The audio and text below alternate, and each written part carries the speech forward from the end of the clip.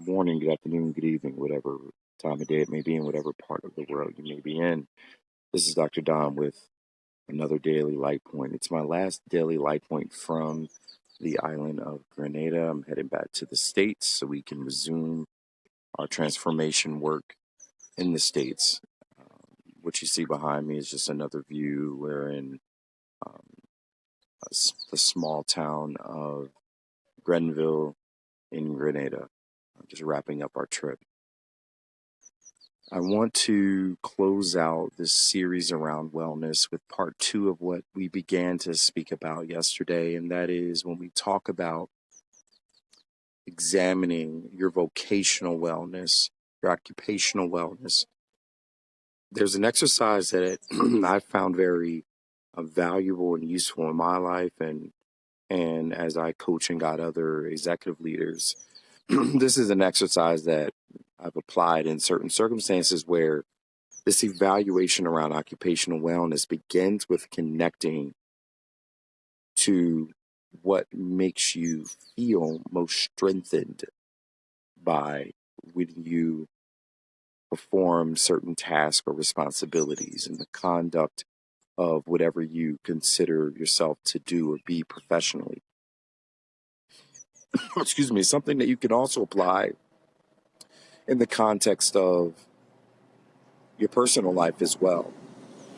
So I want to just provide an overview of this exercise. It's not my exercise. It's something I learned through navigating strength finders and that whole framework, but it's called the Love-Loathe exercise. And it's a simple but effective one to start to connect with what you do every day. What I encourage you to do is create a document, have a love column and a loathe column, label them love and loathe. As you perform responsibilities or tasks that you're looking to examine and understand at its core self, how do these tasks, these completion of these tasks, these responsibilities make you feel? I want you to put them in a column of loathe when you feel emboldened by it, empowered by it, strengthened by it. It's not necessary. It could be the most mundane thing. It could be the most intricate thing. It doesn't matter. If you feel emboldened, strengthened, sense of accomplishment, feels like it doesn't require too much energy, or you're energized by it, put it in your love column. For your loathe column, those things that, even if you became really good at it, but you find yourself cringing at the anticipation of it, you find yourself feeling drained after you complete it. It could even be an email. It could be a phone call to a certain individual or individuals. It doesn't matter. Put it in your loathe column.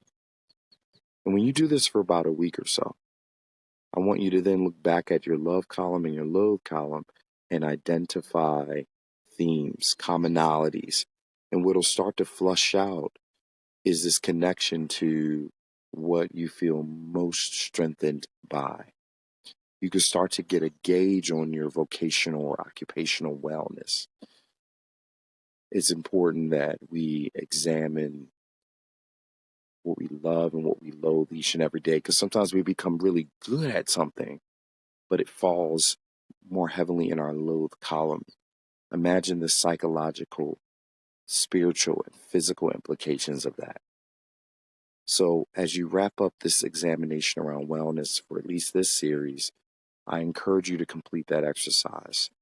About anything that's important to you, you want to examine at its depth. How does it make you feel? Are you well in the act of it?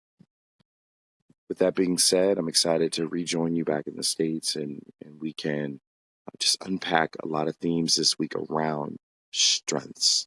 Strengths in our leadership, strengths in our skills and competencies, strengths in our relationships. We're going to talk about this theme around strength. Strength in not just the physical context, but in all the other aspects of what it means to be strong, resilient, persevere, all those things that come with it. With that being said, thanks for tuning in to our daily Light Point. Real leaders, real talk. real time.